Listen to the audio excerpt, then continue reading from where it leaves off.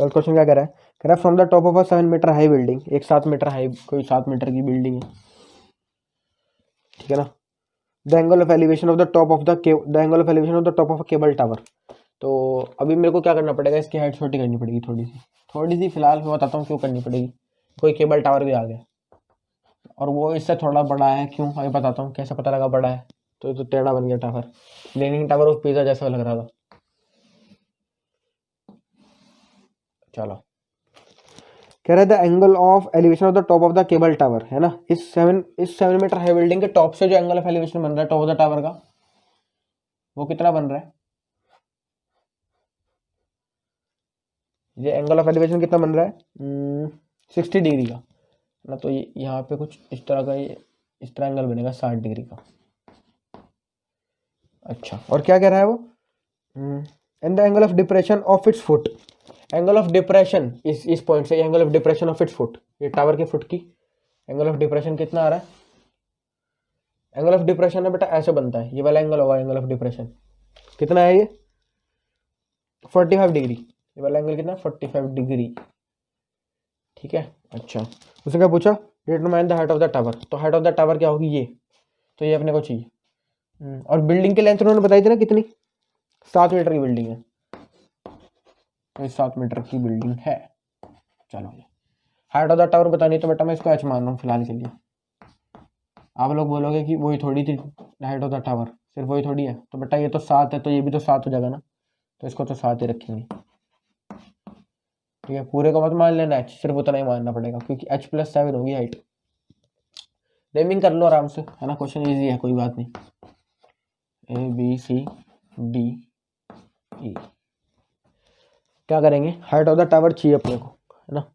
तो फिलहाल देखो मैं क्या कर रहा हूँ, फिलहाल इस वाले एंगल की मेरे को आइडिया नहीं है, लेकिन मैं आपको एक चीज़ बताता हूँ। ये एक लाइन है, ये एक लाइन है, ये एक ट्रांसवर्सल है। तो अगर बेटा ये वाला एंगल अपने को पता है, तो ये वाला एंगल उसके हिसाब से क्या हो जाएगा, ऑल्टरनेट इंटीरियर एंगल, है ना। तो ये वाला एंगल इसके इक्वल होगा ऑल्टरनेट इंटीरियर एंगल की प्रॉपर्टी से, तो ये कितना हो जाएगा 45 degree.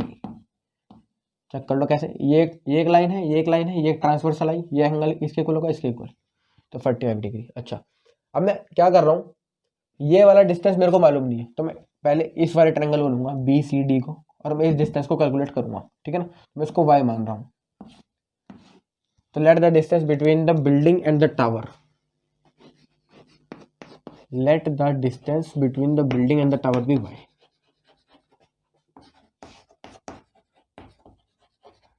Between the building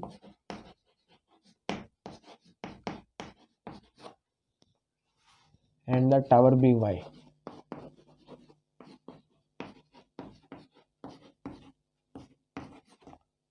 BY metre लिख लो, ठीक है ना। अच्छा, अब क्या करेंगे, triangle BCD, in triangle BCD मेरे को परपेंडिकुलर और बेस में एक रिलेशन चाहिए, तो मैं किससे निकाल सकता हूँ, tan थीटा से ऑब्वियसली। तो थीटा कितना है 45 डिग्री, परपेंडिकुलर कितना है 7 और बेस कितना है y, तो tan 45 1 होगा, 1/7/y। यहाँ से आप क्या कंक्लूड कर सकते हो, y की वैल्यू 7 आ गई, y=7 मीटर आ गया, नहीं आ गया, यहाँ से आ गया बिल्कुल। अब मैं क्या कर रहा हूँ, अब मैं वो वाला ट्रायंगल ले रहा हूँ, इन ट्रायंगल ABE, ठीक है ना। तो उसको यहाँ पे देखेंगे, इन ट्रायंगल ABE में क्या होगा, ABE में मेरे पास परपेंडिकुलर नहीं है ना, मेरे पास बेस है, लेकिन बेस आप चेक करोगे तो मेरे पास आ चुका है, y कितना है 7, क्योंकि ये 7 है तो ये भी 7 हो जाएगा, तो ये 7 मीटर आ गया मेरे पास यहाँ से। अच्छा, मैं क्या कर रहा हूँ, इन ट्रायंगल ABE मेरे पास परपेंडिकुलर नहीं, लेकिन मैं बेस निकाल सकता हूँ, है ना। तो मेरे पास बेस तो है लेकिन परपेंडिकुलर नहीं, तो मैं 10 30 लगा दूंगा वहाँ पे, सो 10 60। परपेंडिकुलर कितना है, परपेंडिकुलर h, और बेस कितना है 7, तो 10 60 की वैल्यू √3, √3 = h/7। तो यहाँ से क्या h की वैल्यू कितना आ गई 7√3 मीटर, ठीक है ना। और क्योंकि हमारे पास हाइट ऑफ द टावर कितनी है, height of the tower h+7 है, पूरा हाइट ऑफ भाई पूरा टावर तो ये है ना, तो हाइट ऑफ द टावर कितना है h+7।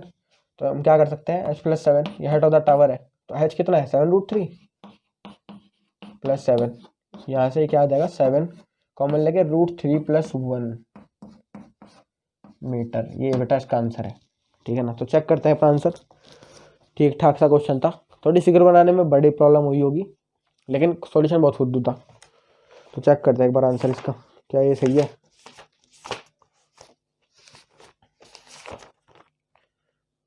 और 12 का 7√3+1 आ रहा है, ठीक है ना, काफ़ी आंसर मैच हो गया अपने का।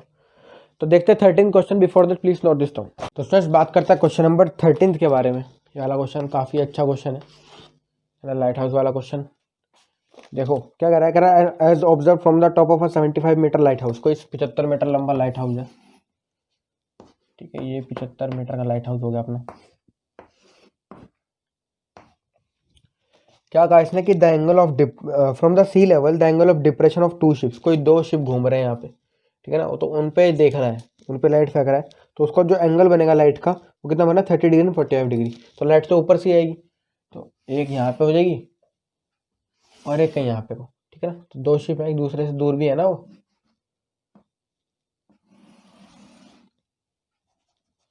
अच्छा, तो देखो एंगल ऑफ डिप्रेशन बेटा ऊपर की साइड बनता है हमेशा, ठीक है ना, तो यहाँ पे कुछ बनेगा वो angle of depression. Angle of depression check करेंगे कितना कितना बनेगा, 30 डिग्री एंड 45 डिग्री। अब वो कैसे बन रहा है, देखो क्योंकि अब वो पास में है तो कम ही एंगल है, लेकिन जब वो दूर फेंकेगा तो ज़्यादा बनेगा, ठीक है ना। तो वो जब दूर फेंक रहा है तो ज़्यादा बन रहा है, तो ये वाला एंगल तो कितना देगा, पास वाला 30 डिग्री, और ये जो बड़े वाला एंगल है ये बनेगा कितना बेटा, 45 डिग्री, ठीक है ना, ये 45 डिग्री बनेगा। अब मैंने ट्रांसवर्सल वाली प्रॉपर्टी बताई थी, तो कॉरस्पॉन्डिंग एंगल्स के वो अल्टरनेट इंटर एंगल के हिसाब से 45 डिग्री बन जाएगा, और ये कितना बनेगा, 30 डिग्री, ठीक है ना। चलो जी, इसमें नेमिंग कर लूंगा मैं जरा, ए बी सी, ठीक है। अब ए बी सी तो क्या करेंगे, सॉरी इसका नाम भी रखना भूल गया, इंट्रायंगल ए बी सी डी, ठीक है, इंट्रायंगल ए बी डी। तो मेरे को पूछा क्या है उसने, मैंने ये तो बताना भूल ही गया। कह रहा find the distance between the 2 ships, if one ship is actually behind the other find the distance between the 2 ships. तो अपने को सी डी डिस्टेंस चाहिए, तो यहाँ पे हम लिख लेते हैं सी डी अपने को यही चाहिए, ये कितना है हमें नहीं पता, तो निकालेंगे इसको। मैं क्या करूँगा, in triangle A B D, in triangle A B D में एक रिलेशन लगाऊंगा, और मैं किसी भी तरह ना इस वाली साइड को निकाल लूंगा चलाकी से। मैं इसको वाई मान रहा हूँ, फिलहाल के लिए वाई मान रहा हूँ, और उसको आप लिख देना वहाँ पे, है ना, कि let the distance of first ship from the foot of the lighthouse be Y metre. अच्छा जी, इंट्रायंगल ए बी डी में क्या कर रहा हूँ, परपेंडिकुलर और वाई मेरे को चाहिए, तो मैं परपेंडिकुलर को इन्वॉल्व करूंगा और बेस को, तो उससे मैं क्या आज मिलेगा, 1045 की वैल्यू, 1045 को इन्वॉल्व करके मिलेगा मेरे को ये। परपेंडिकुलर कितना है, 75, और बेस कितना है, वाई, और y मेरे को पता नहीं है, 1045 की वैल्यू पता है 1 इक्वल्स टू 75/y। तो यहाँ से बेटा y आ जाएगा कितना, 75 मीटर। अच्छा, और अभी मैं क्या कर रहा हूँ, बड़े वाला ट्रायंगल ले रहा हूँ, triangle A B C.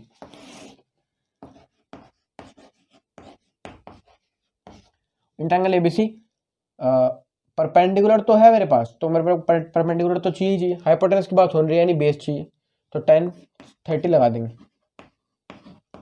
Perpendicular कितना है, परपेंडिकुलर है अपने पास 75, और बेस कितना है, बेस है y, और y पता नहीं है, इसको मैं क्या कर रहा हूँ, x मान रहा हूँ इसको, तो x प्लस वाई, इसको x प्लस वाई लिखते हैं।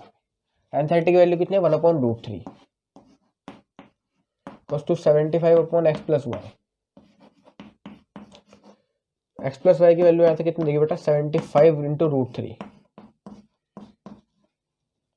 और y मेरे पास चेक कर लो यहाँ पर प्रेजेंट है इसकी वैल्यू, तो मैं इधर ले जाके माइनस कर दूंगा, तो यानी 75√3 माइनस वाई, और y कितना है 75, तो 75√3 माइनस 75, तो 75, यानी x की वैल्यू 75√3 माइनस 1, ये अपना आंसर है, ठीक है ना। तो डिस्टेंस बिटवीन द 2 शिप यानी सी डी, यानी x की लेंथ अपने को चाहिए थी, तो 75 इंटू √3 माइनस 1, ये चेक करता है इसका आंसर। इजी क्वेश्चन था, थोड़ा फिगर बनाने में बड़ी प्रॉब्लम हुई हो, तो 13 क्वेश्चन 75√3 माइनस 1, ठीक है आंसर अपना, ठीक है ना। तो देखते हैं 14th question. Before that please note this down. Students 14 question की बात करने से पहले मैं आपको बताना चाहता हूँ कि जो 14 15 16 क्वेश्चन है, तीनों क्वेश्चन काफी अच्छे हैं, इंपॉर्टेंट है, ठीक है ना। बोर्ड एग्जाम में इन तीनों क्वेश्चन में से कोई सा भी पूछा जा सकता है, तो आप लोगों को इन तीनों को मोस्ट इंपॉर्टेंटली प्रिपेयर करना है, ठीक है ना। करनी तो पूरी एक्सरसाइज ही है और एग्जाम्पल्स भी सारे, लेकिन ये 3 क्वेश्चन काफी अजीब से हैं, मतलब अजीब तो नहीं कह सकते, लेकिन थोड़े से अच्छे क्वेश्चन है ना, तो इन पे ज्यादा ध्यान देना आप लोग। तो देखते हैं 13 क्वेश्चन क्या कह रहा है, 14 क्वेश्चन। 14, 15, 16 इंपॉर्टेंट क्वेश्चन है, और पिछले वाला भी एक अच्छा क्वेश्चन नहीं था, तो मैंने आपको बताया कौन कौन से इंपॉर्टेंट है। तो अब देखते हैं, कह रहा है एक 1.2 मीटर की लड़की है कोई, ठीक है ना, tall girl sports a balloon moving. तो कोई बलून है बेटा, बलून मूव कर रहा है हवा में, ठीक है ना, ये बलून हो गया अपने पास, हॉट एयर बलून टाइप है ना, हॉट एयर बलून टाइप है, चल बलून ही है ना, moving with the wind in horizontal line at a height of 88.2 metre. तो ये जो बलून है ना, ये बलून 88.2 मीटर ऊंचा उड़ रहा है, 88 पॉइंट यार 88.2 मीटर, ठीक है ना, ये 88.2 मीटर हवा में है। चलो ये यहाँ पे आ गया, और उसने क्या बोला, from the ground the angle of elevation of the balloon from the eyes, the angle of elevation of the balloon from her eyes, इसकी आंखों से एंगल ऑफ एलिवेशन कितना बन रहा है, ये उसने बताया है, from the eyes of the girl at an instant is 60 degree. तो बेटा एंगल ऑफ एलिवेशन तो यहीं पे बनेगा ना, तो ये 60 डिग्री हो गया, ठीक है ना। और क्या बोला उसने, after some time the angle of elevation reduces to 30 degree, the angle of elevation क्या हुआ, रिड्यूस हो गया 30 डिग्री पे। अरे यार ये फिगर में मैंने थोड़ा सा लोचा कर दिया, अभी फिगर थोड़ी एक्सटेंड करनी पड़ेगी, क्योंकि एंगल ऑफ एलिवेशन कम हो गया तो मतलब बलून थोड़ा दूर चला गया, है ना। तो अभी के लिए क्या करो आप लोग, इसको ना फिलहाल 60 की जगह 30 मान लो यहाँ पे, तो ठीक है ना, ये 30 डिग्री मान लो इसको आप लोग, और एक्चुअल में क्या था, बलून यहाँ पे था वो कहीं, ठीक है ना, पहले बलून की पोजीशन ये थी। अभी के लिए आप इस एंगल को कितना मान लो, 60 मान लो, और ये वाला 30, 30 वाला जो है,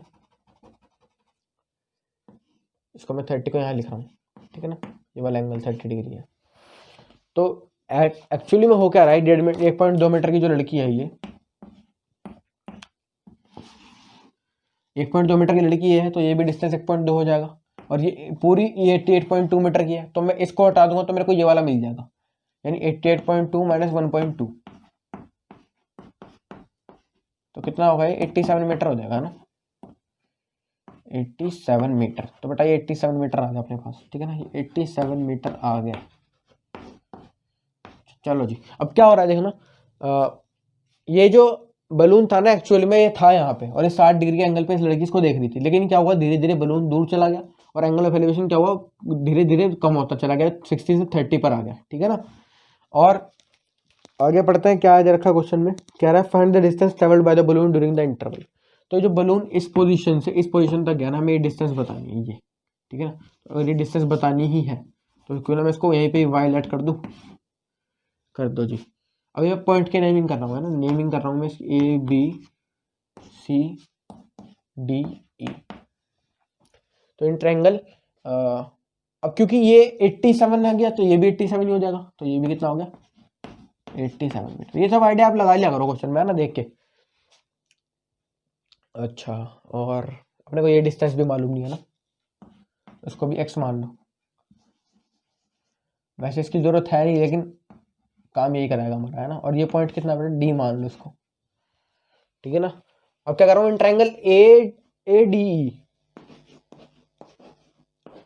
इन ट्रायंगल ADE देखना क्या हो रहा है, ADE में मैं क्या ले रहा हूँ, परपेंडिकुलर तो मेरे पास है, लेकिन मेरे को बेस चाहिए, बेस मेरे पास कितना x है, तो मैं बेस मेरे को x की वैल्यू तो चाहिए, परपेंडिकुलर मेरे पास है, तो 10 लगा दूंगा, 10 60 कितना आएगा, परपेंडिकुलर अपॉन बेस, परपेंडिकुलर कितना है 87, और बेस कितना है x, 10 60 की वैल्यू √3, √3 का टू 87 अपॉन x, यहाँ से x की वैल्यू बेटा 87 अपॉन √3 मीटर आ गया। और क्या कर रहा हूं मैं, अब दोबारा मैं एक ट्रायंगल ले रहा हूं, इन ट्रायंगल EBC, है ना, इन ट्रायंगल EBC, यहाँ पे मेरे पास परपेंडिकुलर तो है, लेकिन मेरे पास बेस भी नहीं, मेरे पास बेस नहीं है, तो मैं परपेंडिकुलर बेस में एक रिलेशन ढूंढ लूंगा, किससे, 1030 से। परपेंडिकुलर कितना है 87, और बेस कितना है x + y, 1030 की वैल्यू 0.1/2 सॉरी 0.1/√3 1/√3 आ जाएगी, 87 अपॉन x + y। तो बेटा यहाँ से x + y की वैल्यू कितनी आ गई, 87√3, है ना। और क्योंकि मेरे पास x की वैल्यू 87√3 है, तो मैं y की वैल्यू निकाल सकता हूँ यहाँ से, 87√3 माइनस 87/√3। तो इस एक्सप्रेशन को सॉल्व करना मुश्किल लग रहा है, तो देखो क्या कर लेंगे, 87 कॉमन ले लूंगा, तो कम से कम √3 माइनस 1/√3। तो y की वैल्यू कितना देगी, 87 √3 इंटू √3 3, 3 माइनस 1 2, यानी 2/√3। तो क्या y की वैल्यू इतनी छोड़ देंगे, नहीं भैया, इरेशनल क्वांटिटी है उसके नीचे। 87 इंटू 2 कितना होगा, 87 इंटू 2, 2 7 14 और 2 8 16, 3 और 7 70, तो 174/√3। और क्या कर रहा हूँ, रेशनलाइज कर दूंगा इसको, √3 इंटू √3 3 आ जाएगा नीचे ना, तो 174√3/3। 3 5 15 और 2 3 से 3 8 24, तो y की वैल्यू 58√3।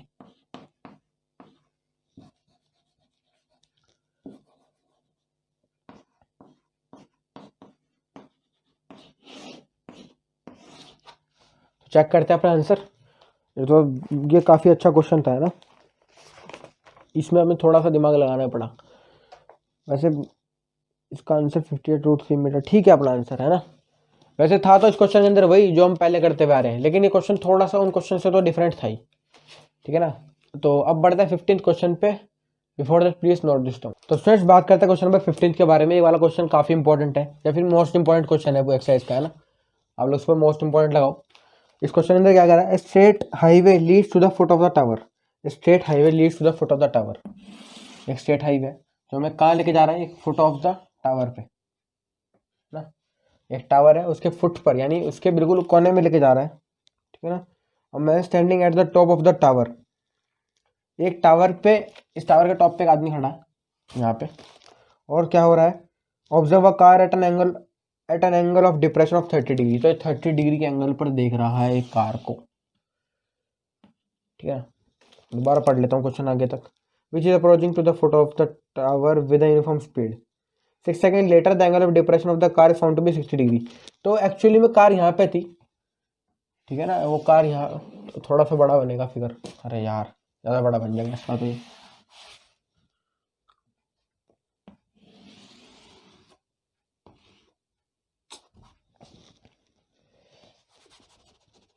अब ठीक है,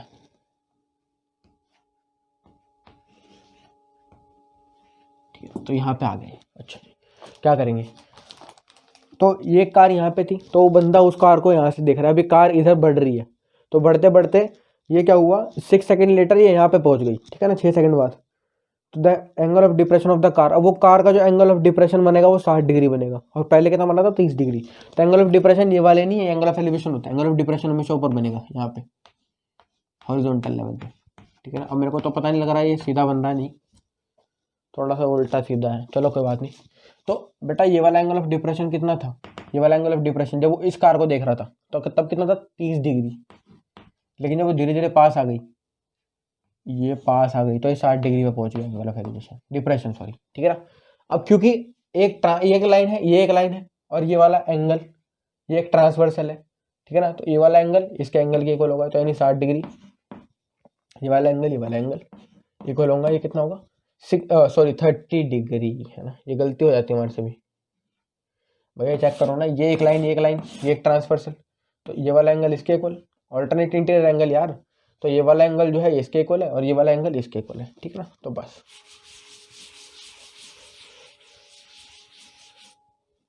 क्या करेंगे, ए बी सी नेमिंग करेंगे ना, A B C D, okay.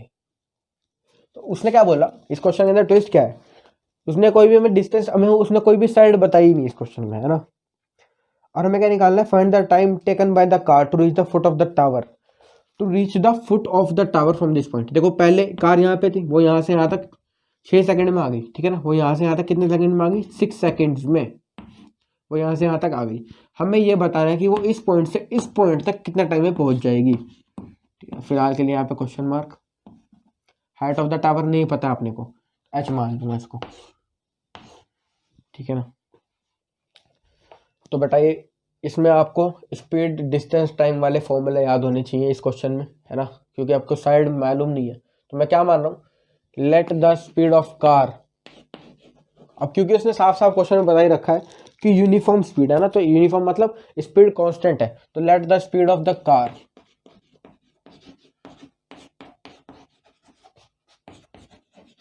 B x metre per second. कितनी है स्पीड ऑफ द कार भैया? एक्स मीटर पर सेकेंड मान रहा हूं मैं, ठीक है ना।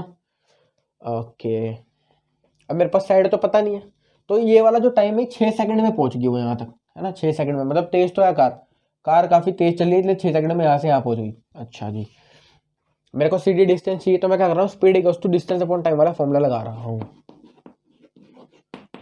डिस्टेंस अपॉन टाइम,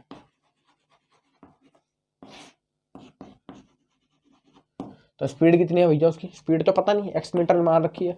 डिस्टेंस कितना है वो भी नहीं पता, है ना। और टाइम कितना लिया? 6 सेकंड। तो डिस्टेंस को मैं क्या मान लेता हूँ, लेट द डिस्टेंस बी, चलो अभी के लिए डिस्टेंस को हम क्या मान लेते हैं, डिस्टेंस अभी के लिए मैं क्या मान रहा हूँ, वाई। डिस्टेंस अभी के लिए तो वाई मान लिया डिस्टेंस को, ठीक है ना। तो डिस्टेंस कितना आ गया, वाई अपॉन टाइम कितना है, 6 सेकंड लिया ना, तो वाई की वैल्यू कितना आ गई, 6x आ गई।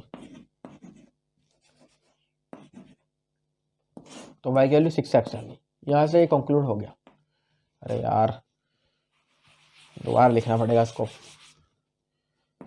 तो वाई की वैल्यू बेटा कितनी आ गई, 6x। चलो अब क्या करेंगे, in triangle A B D, in triangle A B D में लगा रहा हूं, in triangle A B D. इस साइड को मैं कुछ नहीं पता, तो मैं इसको कुछ और मान लूं, एक्स मैंने स्पीड मान ली, तो मैं इसको क्या मान सकता हूँ, क्या मान सकते हैं इसको अभी के लिए, टी मान लो, टी मान लो इस साइड को, ठीक है ना। तो सी बी डिस्टेंस क्या है, टी बी टी हो जाएगा। तो इन ट्रायंगल ए बी सी या ए बी डी, सॉरी, मैं क्या कर रहा हूँ, परपेंडिकुलर और बेस में एक रिलेशन लगा रहा हूँ। तो अभी ये वाली जो साइड है सी डी, इसकी लेंथ मेरे पास कितनी आ गई, 6x आ गई, क्योंकि 6 सेकंड में पहुंच गई थी ना यहाँ तक। तो अब मैंने ये वाली वैल्यू निकाल ली, ये वाली सी डी, तो कितना आया, 6x। कैसे पता लगा, क्योंकि भैया मैंने क्या करा, डिस्टेंस को मैंने अभी के लिए y मान लिया, ठीक है ना। इस डिस्टेंस को मैंने क्या मान लिया, sorry distance, C D distance. तो यार एक थोड़ा घपलेबाजी तो नहीं हो जाएगी ना। तो आप लोग एक काम करो, इसको y ना मानो, है ना, डिस्टेंस को y मत मानो, डिस्टेंस को y मत मानो, y इसको मान लो, थोड़ा सा एडजस्ट कर लेना, ठीक है। और डिस्टेंस को मैं क्या रख रहा हूँ, सी डी ही रख रहा हूँ, सी डी ही रख रहा हूँ, है ना, उससे आपको ज़्यादा इजीली पड़ जाएगा ये सब चीज़ें। डिस्टेंस को सी डी ही रख रहा हूँ, है ना। तो सी डी कितना आ गया, 6x आ गया।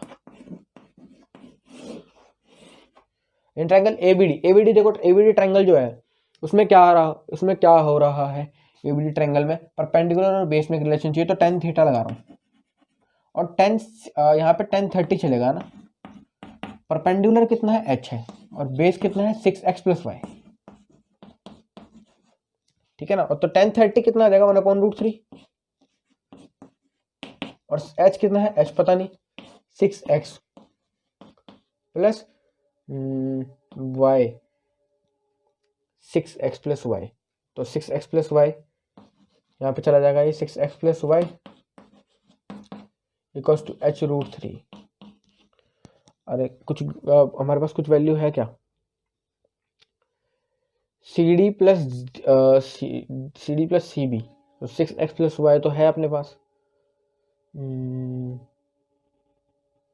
और इन ट्रायंगल ए बी सी भी लगाना चाहिए था मेरे को, इन ट्रायंगल ए बी सी, मैंने ए बी सी में नहीं लगाई। अच्छा, इन ट्रायंगल ए बी सी में देखेंगे, ए बी सी tan 60,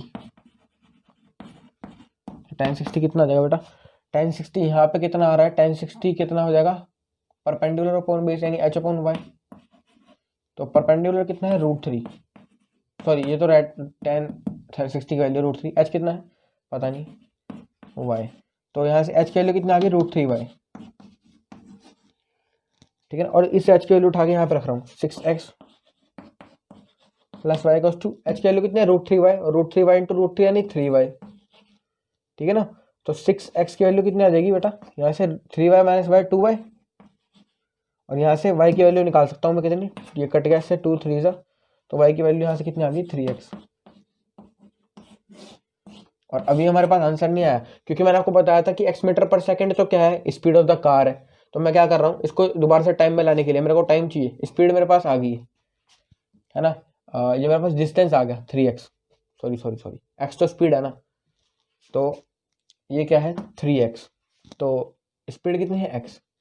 तो मैं आपको दोबारा एक बार बताता हूँ इसमें क्या हुआ है, ठीक है ना। पहले ये देखो, क्योंकि कार 6 सेकंड में कितना, ये 6 सेकंड में उसने कितना डिस्टेंस कवर करा 6x, तो जो 3x जो ये डिस्टेंस है, 3x डिस्टेंस है कितने सेकंड में कवर करा होगा भाई, 6x डिस्टेंस कितने सेकंड में कवर करा, 6 सेकंड में। स्पीड तो यूनिफॉर्म है ना, तो 3x डिस्टेंस कितने सेकंड में कवर करेगी, 3 सेकंड में, क्योंकि स्पीड भैया यूनिफॉर्म है, x की x ही है वो, ठीक है ना। तो 6 सेकंड में 6x मीटर, तो 3 सेकंड में 3x मीटर। अभी मैं आपको बताता हूँ, प्रॉब्लम थोड़ी सी ज़्यादा जो है टिपिकल है, तो आप देखना क्या हुआ। फिगर तक तो आपको समझ आ गया था। उसके बाद मैंने क्या करा भैया, मेरे को उसने बताया था कि सी बी डिस्टेंस आप बता दो मेरे को, तो मेरे को सी बी डिस्टेंस नहीं पता थी, मैंने उसको y मान लिया, ठीक है ना। अब मैंने क्या करा, late the speed of the car भी x मीटर पर सेकंड, क्योंकि वो यूनिफॉर्म स्पीड से बढ़ रही थी, तो मैंने उसको x मीटर पर सेकंड मान लिया स्पीड को। स्पीड का फॉर्मूला लगाया डिस्टेंस अपॉन टाइम। स्पीड कितनी होती है पता नहीं मेरे को, स्पीड नहीं पता, तो मेरे को x रख रही थी, क्योंकि x मीटर मान लिया तो x रख दिया। डिस्टेंस कितना था, सी डी डिस्टेंस है ना, ये मेरे को पता नहीं था, सी डी मैंने मान लिया। और टाइम कितना था, उसने 6 सेकंड में वो वहां पहुंच गई थी, तो 6 सेकंड, यहाँ से सी डी की वैल्यू 6x आ गई। अभी मैं क्या कर रहा हूँ, in triangle A B D, मैंने इस बार उल्टा चला दिया, ए बी डी मैंने पहले बड़े वाला ट्रायंगल ले लिया।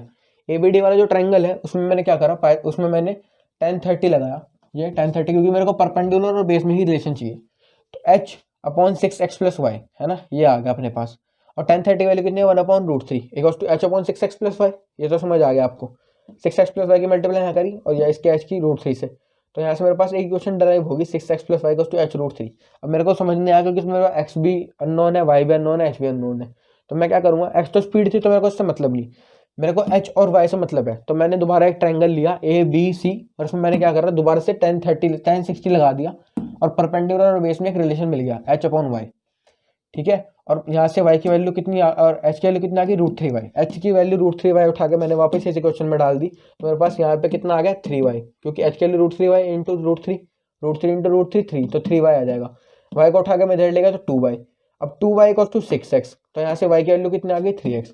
अब हमें समझ नहीं आया कि ये y की वैल्यू 3x है, हम इसका करें क्या।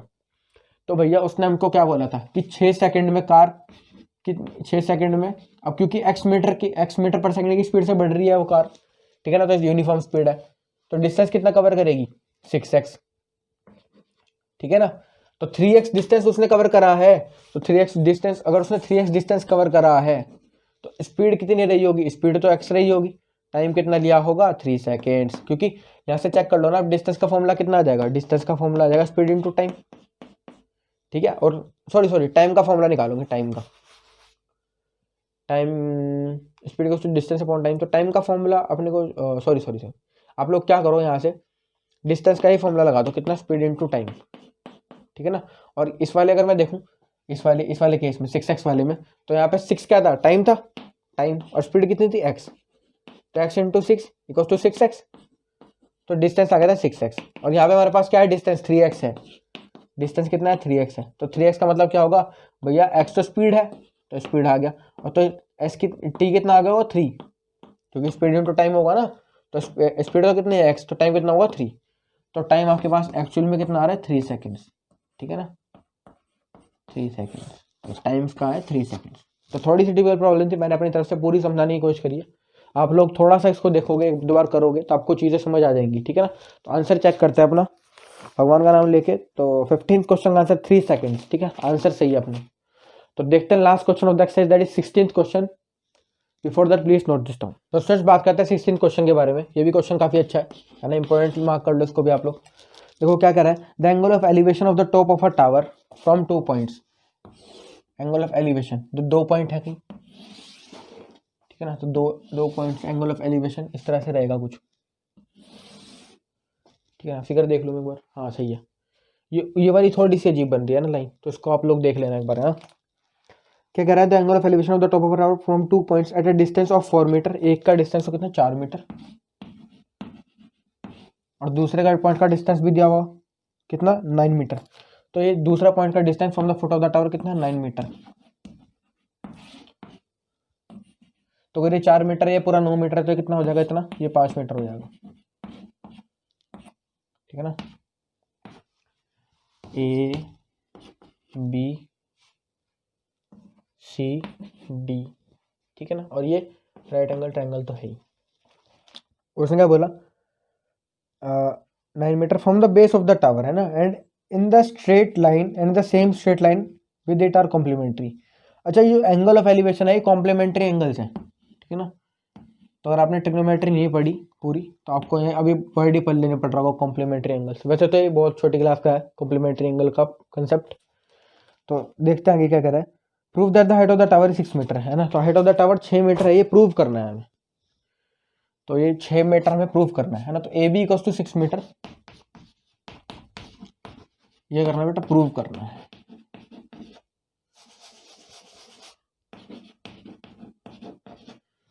करेंगे इसको प्रूफ, है ना। अब मैं क्या कर रहा हूँ, मैं एक एंगल को थीटा ले रहा हूँ, एक एंगल को थीटा ले रहा हूँ। तो कॉम्प्लीमेंट्री एंगल्स हैं तो दोनों का सम कितना रहेगा, थीटा। सपोज करो ये वाला एंगल कितना हो गया, अल्फा, तो दोनों का सम कितना रहेगा, 90, ठीक है ना। तो थीटा ये आ गया, अल्फा कितना आएगा, अल्फा की वैल्यू कितनी आएगी, 90 माइनस थीटा। तो ये वाला एंगल कितना है बेटा, 90 माइनस थीटा है, ठीक है ना। आपको बताया था ट्रिग्नोमेट्री में सब, जिन एंगल का सम 90 डिग्री होता है वो कौन सा होता है, कॉम्प्लीमेंट्री एंगल। अच्छा, इन ट्रायंगल ए बी सी, अभी के लिए मैं क्या मान रहा हूँ, in triangle A B C, height of the tower, तो ये 6 मीटर प्रूव करनी है तो मैं इसको एच मान लेता हूँ, है ना, एच मान रहा हूँ इसको। तो let the height of the tower be H metre, H की वैल्यू 6 लेके आनी है, है ना। तो let the height of the tower be H metre,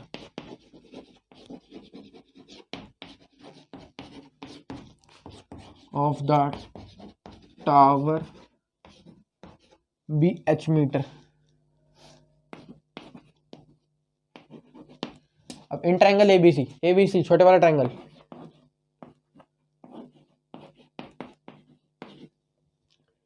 tan theta लगा दूं, परपेंडिकुलर और बेस में एक रिलेशन चाहिए। Tan theta equals to perpendicular कितना है, एच, और बेस कितना है, बेस चेक करो 4। तो यहाँ से टेन थीटा तो हमें पता नहीं, है ना, तो इसको ऐसे छोड़ देंगे फर्स्ट इक्वेशन मान के। In triangle A B D, again tan theta, इस बार एंगल कितना है, 90 माइनस थीटा। तो 90 minus theta equals to perpendicular कितना है, एच है, और बेस कितना है, 9 है। 5 + 4 है ना भैया पूरा, तो बेस 9 हो गया। तो टेन 90 माइनस थीटा कितना होता है, cot theta equals to h/9। आप लोग बोलोगे अब क्या करें, अब तो हमारे पास कुछ प्रूव ही नहीं हुआ। तो फर्स्ट मैं कह रहा हूँ multiply first and second,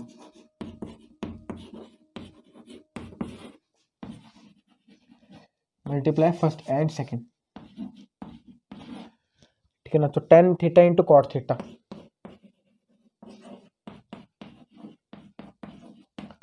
equals to h/4 into h/9। तो कॉट थीटा को क्या लिख सकते हैं बेटा, 1/tan थीटा लिख सकते हैं, और ये tan थीटा से tan थीटा कट गया। तो 1 इक्वल्स टू h/4, यानी h into H, H square, 4 9 36, H square की वैल्यू कितनी आ गई, 36। एच की वैल्यू यहाँ से कितनी आएगी, +-6, क्योंकि एच जो है एक हाइट ऑफ द टावर है, तो हाइट कभी नेगेटिव तो हो नहीं सकती, तो एच इक्वल टू 6 रह जाएगा खाली, या फिर +6। तो प्लस को तो हम शो नहीं करेंगे, तो एच की वैल्यू 6 मीटर। और शायद ये मेरे को प्रूव करना था, है ना, height of the tower 6 metre prove करनी थी, तो ये हो गया अपने पास, ठीक है ना। अगर आपको उसको 6 मीटर लगाना है तो आप लोग लगा सकते हैं यहाँ पे, है ना, लगा देना चाहिए वैसे तो आपको। तो 6 मीटर आ गया, ठीक है ना। तो ये पूरी एक्सरसाइज थी, ये चैप्टर भी पूरा ही था, इतना खत्म हो गया चैप्टर, ठीक है ना। तो एप्लीकेशन ऑफ ट्रिग्नोमेट्री जो चैप्टर था, इजी चैप्टर था, छोटा चैप्टर, ठीक है। और यहाँ से क्वेश्चन भी आएगा आपके पास बोर्ड एग्जाम में, 4 मार्क का आएगा, है ना, वो आप लोग देख लेना कितने मार्क्स का आएगा, पर यहाँ से क्वेश्चन आता है हर साल। तो इस चैप्टर के ऊपर, ये चैप्टर जो था ट्रिग्नोमेट्री के ऊपर था। अब ट्रिग्नोमेट्री जैसा कोई कंसेप्ट है नहीं 10th क्लास में अब के लिए, अगले चैप्टर्स में, ठीक है ना, यहाँ तक ही था। अब जो आपके पास है ट्रिग्नोमेट्री 11th क्लास में आएगी, ठीक है ना। तो अभी 10th क्लास तक तो यार इसको हल्का फुल्का सी ट्रिग्नोमेट्री, इसको तो अच्छे से कर ही लो, है ना, क्योंकि 11th क्लास की ट्रिग्नोमेट्री तो बहुत अच्छे लेवल की है। तो वहाँ पे ट्रिग्नोमेट्रिक रेशियोज नहीं, ट्रिग्नोमेट्रिक फंक्शंस हैं, ठीक है ना। और ट्रिग्नोमेट्री अगर आप लोग 11th 12th में मैथ्स पढ़ोगे तो वहाँ पर आपको हर चैप्टर में मिलेगी लगभग, ठीक है, वो कोई सा भी चैप्टर हो, स्ट्रेट लाइन्स, कॉनिक सेक्शन वगैरह, ठीक है, तो उसको आप लोग देख लेना।